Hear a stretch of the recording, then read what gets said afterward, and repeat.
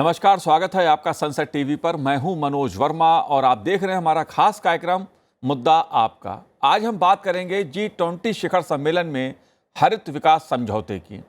हाल ही में नई दिल्ली में हुए G20 शिखर सम्मेलन में शामिल देशों ने हरित विकास संधि को अपनाकर सतत हरित विकास के प्रति अपनी प्रतिबद्धता की पुष्टि कर दी। ये मानते हुए कि वर्तमान और भविष्य की पीढ़ियों की भलाई वर्तमान विकास और अन्य नीति कार्यों पर निर्भर करती है, लिहाजा एकीकृत, समग्र और संतुलित तरीके से पर्यावरण के टिकाऊ और समावेशी विकास को आगे बढ़ाने का संकल्प G20 के नई दिल्ली घोषणा पत्र में लिया गया है। हरित विकास समझौता क्यों महत्वपूर्ण है, इस पर चर्चा करेंगे और G20 शिखर सम्मेलन में हरित विकास समझौते के विभिन्न पहलुओं को समझने की, जानने की कोशिश करेंगे। दो खास मेहमान मेरे साथ इस समय जुड़े हुए हैं। टेरी के विशिष्ट फेलो RR रश्मि जी हमारे साथ जुड़े हुए हैं। रश्मि जी, आपका स्वागत है। साथ ही हम बात करेंगे WRI की जलवायु निदेशक उल्का केलकर जी से। उल्का जी, आपका भी स्वागत है सनसेट टीवी पर। लेकिन शुरुआत रश्मि जी आपसे मैं करूंगा, क्योंकि मुद्दा G20 शिखर सम्मेलन का है और हरित विकास समझौते का है। G20 शिखर सम्मेलन में शामिल देशों ने हरित विकास समझौते पर हस्ताक्षर किए हैं, उसे स्वीकार किया है। ये क्यों महत्वपूर्ण है?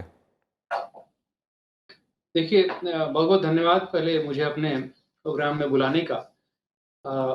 G20 का जो हरित ये जो एग्रीमेंट बना है जी, इसके अगर पहलुओं पर देखा जाए तो इसमें 3-4 पहलू महत्वपूर्ण हैं।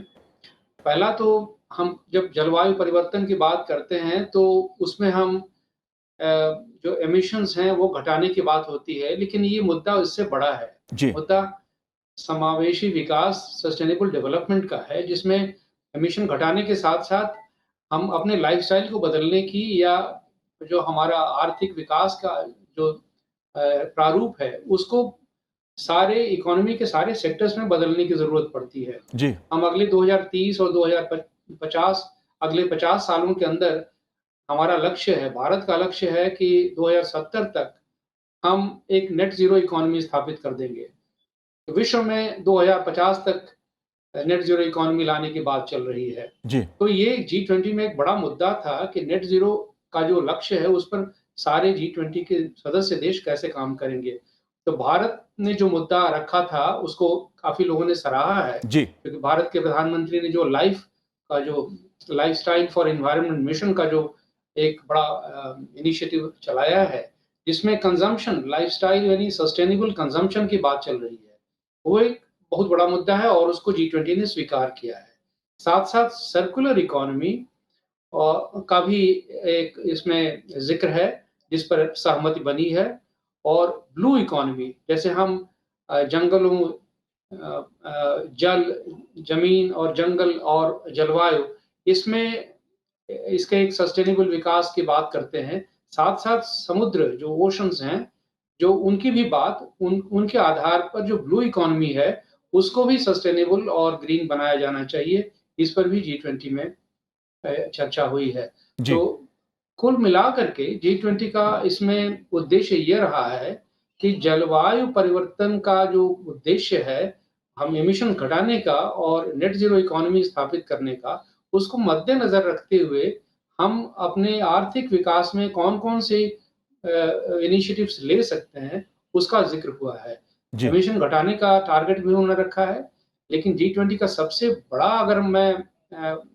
अगर कदम इसमें मेंशन करना चाहूँगा, तो वह है फाइनेंस पर एग्रीमेंट।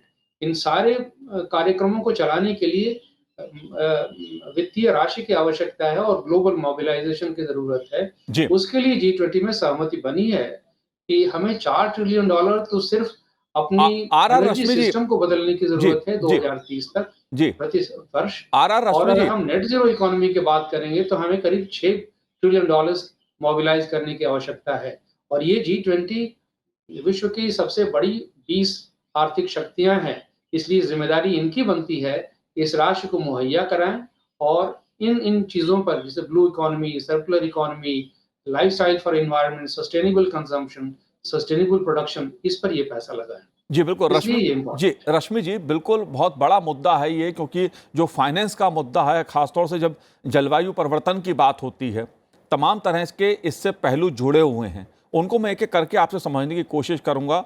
उल्का केलकर जी, मैं आपसे ये जानना चाहता हूं, क्योंकि हरित विकास संधि में ये बात कही गई है या ये मानता है ये समझौता कि 2019 के स्तर की तुलना में 2030 तक वैश्विक ग्रीन हाउस गैस उत्सर्जन में 43% की कटौती के माध्यम से ग्लोबल वार्मिंग का जो 1.5 डिग्री सेल्सियस सीमित करने का जो लक्ष्य है, उसको लेकर मंथन हुआ।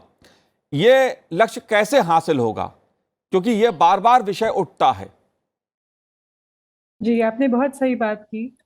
ये जो हरित विकास संधि है, इसमें सबसे पहले ये कहा गया है कि किसी भी देश को, खास करके भारत जैसे विकासशील देश को, गरीबी हटाना और पर्यावरण की संरक्षण करना, इन दोनों के बीच चुनना ना पड़े। ये दोनों ही अति आवश्यक है। और इसी वजह से ये जो क्लाइमेट चेंज, जलवायु परिवर्तन की वजह से जो टारगेट्स रखे गए हैं, वो थोड़े मुश्किल है, क्योंकि हमें विकास भी चाहिए और पर्यावरण की संरक्षण भी चाहिए। तो एक तो बहुत महत्व की बात हुई है कि पिछले 10 सालों में अगर आप देखें तो रिन्यूएबल एनर्जी, मतलब जिसमें फॉसिल फ्यूल जैसे कोयला, तेल, गैस, इन सब का इस्तेमाल ना हो, रिन्यूएबल एनर्जी की कीमत लगभग 70% घटी है। जी सौर ऊर्जा 70% उसका कॉस्ट कम हुआ है और कोयले के बराबर हो गई है। विंड एनर्जी, जो पवन ऊर्जा है, उसकी कीमत 55% घटी है पिछले 10 सालों में। तो रिन्यूएबल एनर्जी डेफिनेटली ये सस्ती हो रही है। और आजकल अगर आप देखें तो वैश्विक स्तर पर रिन्यूएबल एनर्जी 20% के करीब होगी। तो इस संधि में, इस दिल्ली डिक्लेरेशन में, सभी देशों ने मिलकर यह तय किया है कि ये 3 गुना हो रिन्यूएबल एनर्जी का शेयर। तो 3 गुना ये बढ़े 10 वर्षों में, 2030 तक। दूसरा, उन्होंने ये भी तय किया है कि जो एनर्जी एफिशिएंसी है, मतलब जो दर है जिससे हम ऊर्जा का इस्तेमाल करते हैं हमारे ट्रांसपोर्ट में, शहरों में, फैक्ट्रियों में, वो दर भी थोड़ी इम्प्रूव हो, तो दिगुना हो उसका। तो तीसरी ये बात कही गई है कि एक ग्लोबल बायोफ्यूल अलायंस हो, क्योंकि सिर्फ ऊर्जा जो है उसको हम सिर्फ इलेक्ट्रिफिकेशन से नहीं उसको इम्प्रूव कर सकते। हर जगह जैसे फैक्ट्रियों में सिर्फ इलेक्ट्रिसिटी या रिन्यूएबल इलेक्ट्रिसिटी का प्रयोग नहीं हो सकता। तो बायोफ्यूल की भी जरूरत है। और इसमें इनफैक्ट भारत की ये पहल रही है। चौथा ये कि इंडस्ट्री में, खास करके लघु उद्योग में, रिसाइकलिंग ज्यादा हो। सर्कुलर इकोनॉमी का जो उन्होंने गठबंधन के बारे में बात की गई है इस संधि में, वो भी भारत का प्रस्ताव है जो सर्वसम्मति से उसको स्वीकार किया गया। तो हर सेक्टर में, जैसे रश्मि जी ने कहा, whether it is in electricity, कि हमारे शहरों में जो ट्रांसपोर्ट है, या जो इंडस्ट्रीज है, जो बड़ी इंडस्ट्रीज है जैसे सीमेंट, स्टील, इन सब में परिवर्तन लाना पड़ेगा और इन सब में हरित क्रांति लानी पड़ेगी। तो ये एक्चुअली क्यों बहुत महत्व का है, क्योंकि वैश्विक स्तर पे अगर वो 1.5 डिग्री सेल्सियस तक हमें तापमान को अगर सीमित करना है, तो 2050 के लगभग, मतलब सेंचुरी के बीच में जो एमिशंस है वो जितने घट सके, ऑलमोस्ट शून्य तक आ सके। अब ऑफ कोर्स ये तो बहुत मुश्किल है। तो और हम आगे 2050, 60, 70 सबका तो हम अभी तय नहीं कर सकते। पर अगले 10 सालों में, 2030 के आसपास, आजकल के जो एमिशंस है, जो हम दुनिया भर में 50 बिलियन टन CO2 एमिशंस हर साल डाल जी रहे हैं, उनको आधा करना पड़ेगा। तभी हम सही ट्रैक पे आएंगे, सही मार्ग पे आएंगे। और ये सब जो टारगेट्स है जो दिल्ली डिक्लेरेशन में है, वो सब, ये बहुत इंपॉर्टेंट बात है, वो सब 2030 के लिए टारगेट्स हैं। तो सभी जो बड़े बड़े देश है, तो सबसे G20 जो सबसे बड़ी इकोनॉमीज है, US देख लीजिए, यूरोप देख लीजिए, चाइना देख लीजिए, इन सब के एमिशंस भारत से कई ज्यादा है। बहुत ही, मतलब पर कैपिटा अगर आप देखिए, हमारी जनसंख्या देखिए, तो हमसे कई ज्यादा तुलना में है उनके एमिशंस।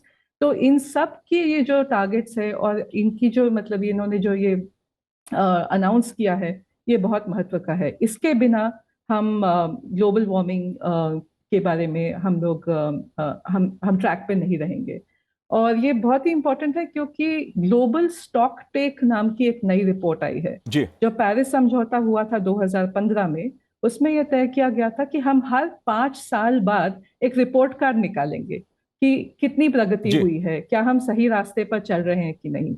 और इस G20 संधि के पहले ही ये ग्लोबल स्टॉक टेक रिपोर्ट आई, और उसमें हम सबको पता चला कि हम वैश्विक स्तर पे हम ट्रैक पे नहीं हैं। और इस वजह से G20 की का ये जो समझौता है, हरित विकास समझौता, ये बहुत ही महत्व का है। जी रश्मि जी, मैं आपसे ये जानना चाहूँगा पेरिस समझौते के बारे में, क्योंकि पेरिस समझौते का उल्का केलकर जी ने भी जिक्र किया, और G20 शिखर सम्मेलन में भी जब जलवायु परिवर्तन के मुद्दे पे चर्चा हुई, ये दुनिया के सबसे आर्थिक दृष्टि से सबसे शक्तिशाली देशों ने मिलकर पेरिस समझौते को लेकर भी चिंतन मंथन किया। जाहिर सी बात है, जो भी अंतर्राष्ट्रीय मंच होते हैं उसमें जब जलवायु परिवर्तन की बात होती है तो पेरिस समझौते का भी जिक्र होता है, क्योंकि जो लक्ष्य तय किए गए थे उन लक्ष्यों को प्राप्त करने के जो पर्याप्त प्रयास होने चाहिए थे, वो ऐसा देखने में आ रहा है कि लगभग दुनिया के किसी देश ने उसका पालन नहीं किया है। एक विचित्र स्थिति दुनिया के सामने है। पेरिस समझौते को आप कैसे देखते हैं, खासतौर से जब G20 के देशों ने यह हरित विकास समझौता किया? मनोज जी, ऐसा है कि जब पेरिस समझौता हुआ था जी जलवायु के मसले पर, तो उसमें हर देश को ये छूट दी गई थी कि वो अपना लक्ष्य खुद निर्धारित करे। उसको एनडीसी कहते हैं।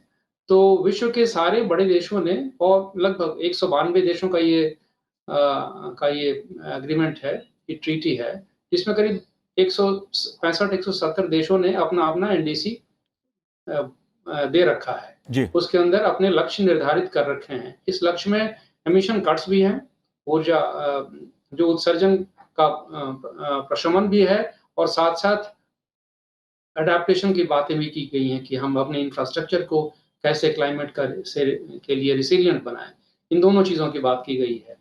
लेकिन अगर आप देखें, जो विश्व की बड़ी शक्तियां हैं, उन्होंने अपने एनडीसी को कितनी हद तक इम्प्लीमेंट किया है, इसका इवैल्यूएशन कुछ संस्थाओं ने किया है। जी उसमें जो 20-30 मुख्य बड़े जो देश हैं, उनका जो इवैल्यूएशन हुआ है, अगर हम उस रिपोर्ट्स को देखें, ये ग्लोबल स्टॉकटेक की रिपोर्ट नहीं है, ये इंडिपेंडेंट एनजीओज ने, जो एकेडमिक संस्थाएं हैं, उन्होंने किया है। उसमें भारत का जो प्रदर्शन है वो काफी अच्छा रहा है। जी इनफैक्ट वो विश्व के सबसे टॉप जो 5 या 10 देश हैं, उनमें भारत का प्रदर्शन है। एनडीसी का अपना जो इम्प्लीमेंटेशन है, उसको ध्यान में रखते हुए। इसके ठीक अगर चूंकि भारत ने जो 3 मुख्य लक्ष्य रखे थे कि हम अपने उत्सर्जन को 45% घटा देंगे 2005 के मुकाबले, वो 45 में से हमने करीब 28% ऑलरेडी घटा रखा है। जी और रिन्यूएबल एनर्जी की जो कैपेसिटी बढ़ाने का हमारा लक्ष्य था, 50% पहुंचना है 2030 में, वो हम 42% अब पहुंच चुके हैं। उसी तरह से फॉरेस्ट कार्बन स्टॉक की बात थी, 2.5 से 3 बिलियन टन बनाना था एडिशनल कार्बन स्टॉक। उसमें भी प्रगति अच्छी है, जो उतनी अच्छी नहीं है, लेकिन हम पॉजिटिव दिशा में जा रहे हैं। जी तो इन सभी लक्ष्यों को ध्यान में रखते हुए हमारा प्रदर्शन विश्व के सभी बड़े देशों के मुकाबले काफी ज्यादा अच्छा है। इसके बनिस्पत अगर आप यूरोप के बड़े-बड़े देश देख लें, या अमेरिका ही ले लें, नॉर्थ अटलांटिक जो देश हैं, कनाडा है, ऑस्ट्रेलिया है, ये जो बड़ी-बड़ी ताकतें हैं, उनका प्रदर्शन उस मामले में, उनकी प्रगति उतनी अच्छी नहीं मानी जाती है। जी तो ये मुद्दा उठता है ग्लोबल स्तर पर, वैश्विक स्तर पर, कि जो एनडीसीज पेरिस एग्रीमेंट के तहत दी गई हैं, जी उनका प्रतिपालन ठीक से नहीं हो रहा है, और इसके लिए दोष डेवलपिंग विकासशील देशों को नहीं दिया जाना चाहिए, क्योंकि उनके पास आर्थिक साधनों की कमी है। जी जिनके पास ये आर्थिक साधन हैं, और जी जिनका ये एक नैतिक और एक आर्थिक लक्ष्य बनता है, उन्होंने अपने उद्देश्यों का प्रतिपालन ठीक से नहीं किया है। इसलिए कमी उनकी तरफ है। यही मुख्य मुद्दा है ग्लोबल स्टॉकटेक का, जिस पर बहस दुबई में इस नवंबर-दिसंबर में होगी, कि जो हमने जो प्रगति की है अपने वैश्विक लक्ष्यों को पाने में, उसमें जो भी डेफिसिट हुआ है, उसको हम कैसे भर पाएँ। तो इसका भरने का 2 ही रास्ता है, या तो जो विकसित देश हैं, वो अपने टारगेट्स लक्ष्यों को ठीक से समय के अंदर समय की प्रतिबद्धता में पूरा करें। और दूसरा, विकासशील देशों को आर्थिक और तकनीकी साधन मुहैया कराएं ताकि अपने लक्ष्यों को वो भी पूरा कर सकें। भारत जैसे देश पहले से ही अच्छा प्रयास कर रहे हैं। जी। उनका प्रयास और ज़्यादा सघन और ज़्यादा सफल हो सकता है अगर उन्हें आर्थिक साधन और मुहैया किए जाएं। जैसे अभी उल्का जी ने कहा, बायोफ्यूल अलायंस बना है, हाइड्रोजन मिशन बना है जी। हमारा। जी। ये तकनीक की नई-नई चीज़ें जो प्रयोग में की जानी हैं, हमें आर्थिक बदलाव लाने के लिए, इसके लिए आर्थिक साधनों की बहुत बड़ी आवश्यकता है। ये हमारे सिर्फ अंदरूनी वित्तीय साधनों से नहीं हो सकता, क्योंकि हमारे सामने सिर्फ क्लाइमेट जलवायु ही एक मुद्दा नहीं है, 17 एसडीजी और हैं, सस्टेनेबल डेवलपमेंट जी। गोल्स 17 हैं। जी। और गरीबी है, हेल्थ का मुद्दा है, शिक्षा का मुद्दा है, पानी का मुद्दा है। इन सभी मुद्दों को हमें देखते हुए अपनी विकास की प्रक्रिया तय करनी है। इसलिए जलवायु के लिए जो वित्तीय साधन हैं, वो ग्लोबल स्तर पर अभी उपलब्ध नहीं है। ये एक बड़ी समस्या है और इसी पर विवाद होगा। और हमें उम्मीद है कि दुबई में जो अगली बैठक होगी सभी देशों की, उसमें ये मुद्दा फिर से उठेगा।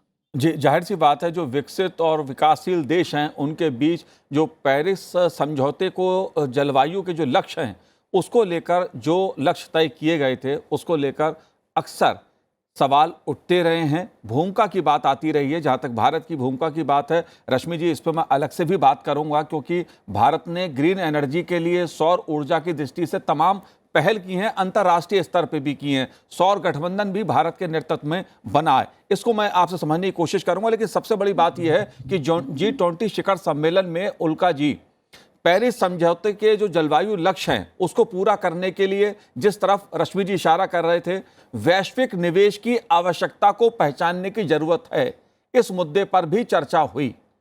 सभी देश इस बात पे एग्री हैं। जी, मनोज जी, आपने बहुत ही सही कहा। इसमें मेरे ख्याल से 3 मुद्दों के बारे में बात जी। करूंगी। एक तो कि टोटल कितनी वित्त की जरूरत है, इस पे बहुत स्टडीज हुई हैं और इस G20 दिल्ली डिक्लेरेशन में साफ लिखा गया है कि पहले ये असेसमेंट थी, ये अनुमान था कि सभी देशों को पेरिस समझौते के लक्ष्यों को प्राप्त करने के लिए लगभग $4 ट्रिलियन वित्त की जरूरत है। पर इस G20 दिल्ली डिक्लेरेशन में वो 4 ट्रिलियन से बढ़कर लगभग 6 ट्रिलियन की बात की गई है। तो कितना वित्त चाहिए, कितनी इन्वेस्टमेंट चाहिए, इसके बारे में स्पष्ट किया गया है। और जैसे मेरे ख्याल से सब लोग जानते हैं अब तक कि जो पुरानी जो मांग थी और जो प्रॉमिस था कि $100 बिलियन दिए जाएंगे 2020 तक, वो तो पूरा हुआ नहीं है। इस COP 28 में जो दुबई में होने वाला है, अगली फाइनेंस टारगेट के लिए नेगोशिएशन शुरू होंगे। तो उस कॉन्टेक्स्ट में ये $6 ट्रिलियन की बात जो की गई है वो बहुत ही इम्पोर्टेंट है।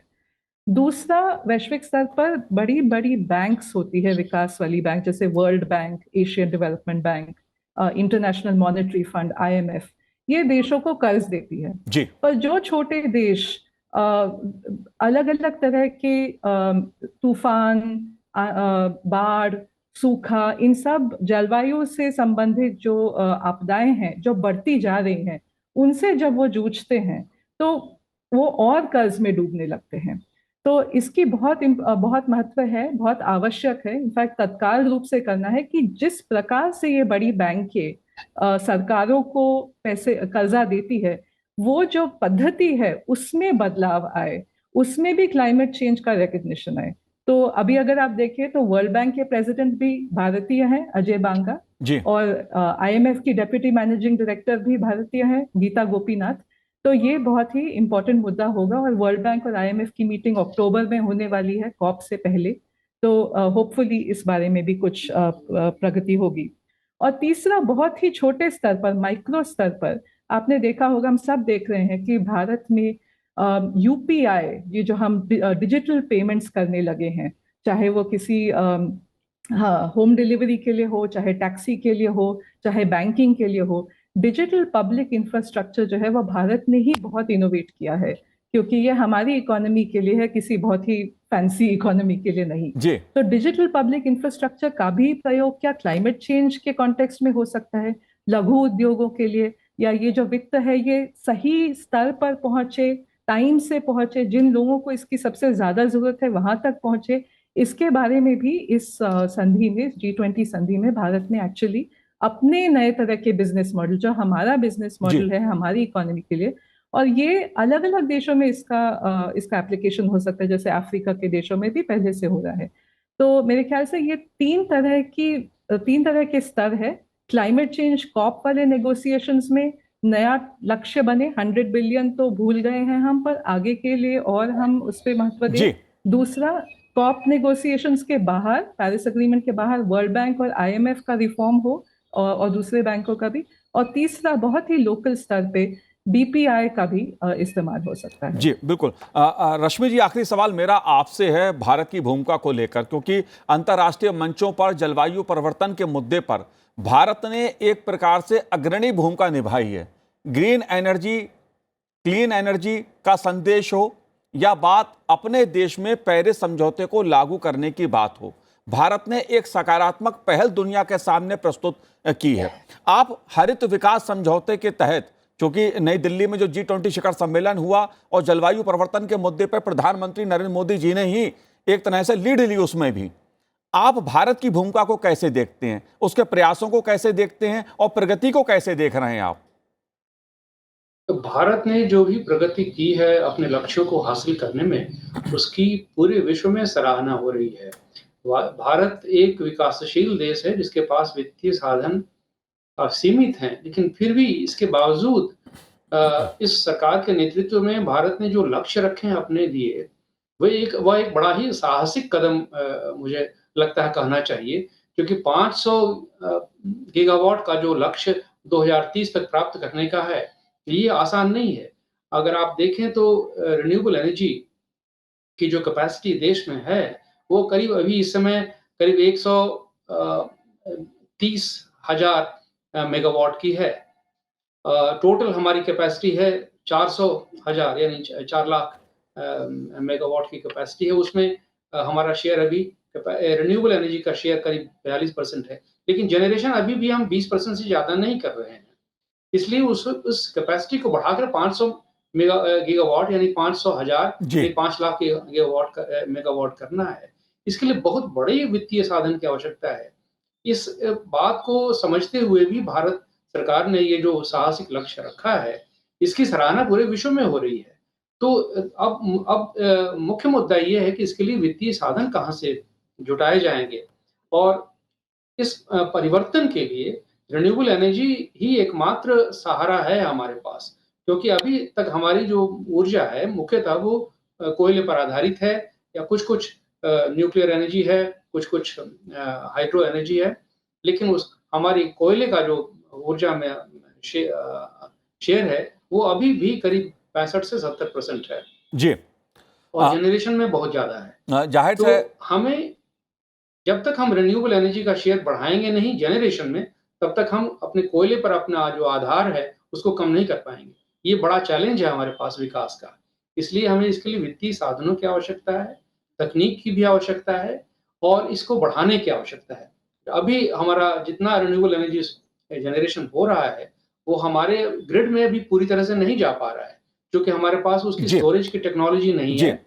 उसको हम जब दिन में पैदा करते हैं रिन्यूएबल एनर्जी, उसको हम स्टोर नहीं कर पाते जा, सोलर एनर्जी को। जाहिर सी रात में हमें अभी भी कोयले और न्यूक्लियर एनर्जी और हाइड्रो एनर्जी पर आधारित रहना पड़ता है। जी तो बिल्कुल। इस एनर्जी का, ऊर्जा का स्टोरेज एक बड़ा भारी तकनीकी मुद्दा है, और वित्तीय साधन उसका एक दूसरा बड़ा आयाम है।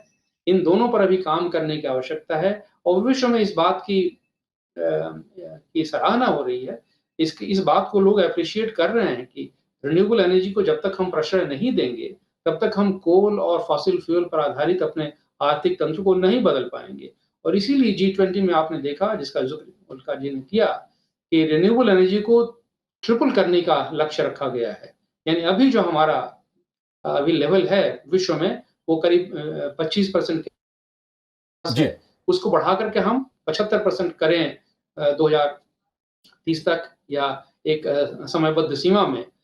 तो इसको तिगुना हम ये ट्रिपल जंप जो है इसको ये जो हमें हासिल करना है इसके लिए वित्तीय साधन और तकनीक में बहुत बड़े जी बदलाव बिल्कुल बिल्कुल रश्मि जी बिल्कुल भारत ने इसीलिए G20 शिखर सम्मेलन की बात हो, प्रधानमंत्री नरेंद्र मोदी लगातार वैश्विक मंचों से जलवायु परिवर्तन जैसे मुद्दे पर लगातार इस बात को कहते रहे हैं कि दुनिया को मिलकर चलना होगा, साथ काम करना होगा, क्योंकि जलवायु परिवर्तन का मुद्दा किसी एक देश के लिए नहीं बल्कि दुनिया के लिए चुनौती बना हुआ है। और G20 शिखर सम्मेलन में आर्थिक दृष्टि से संपन्न जो दुनिया के ताकतवर देश हैं वो इसमें शामिल हैं। जाहिर सी बात है, बात चाहे नवीकरणीय ऊर्जा के उत्पादन की हो या अर्थव्यवस्था में जीवाश्म ईंधन के उपयोग को कम करने की हो या गैस आधारित अर्थव्यवस्था को बढ़ाने की हो, ये सारे मुद्दे ही जलवायु परिवर्तन के लिहाज से बहुत महत्वपूर्ण हैं।